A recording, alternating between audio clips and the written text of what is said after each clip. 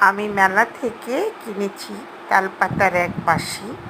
বাঁশি তো আগের মতো বাজে না, মন আমার কেমন কেমন করে না। দাদা পায়ে পড়ি রে, মেলা থেকে বউ এনে দে।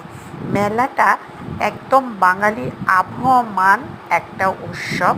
গ্রাম বাংলায় মেলা বলতে আমরা সেখানে অনেক রকম জিনিস দেখি, আনন্দ উল্লাস। এখানে ছোট বড় সবাই খুব নির্বিশেষে এখানে যাতায়াত করে। এখানে অনেক রকম জিনিস পাওয়া যায়, খেলনা, চরকি, নৌকা এবং ঘর সংসারের জিনিস, বিনোদন, খাবার, মানে যার পর নেই।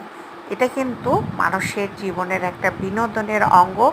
শহরের জীবন থেকে, গতানুগতিক জীবন থেকে মেলায় মানুষ কিছুটা সময় উপভোগ করতে, আনন্দ করতে যায়। আজ আমরা গ্রামের একটা মেলায় এসেছিলাম।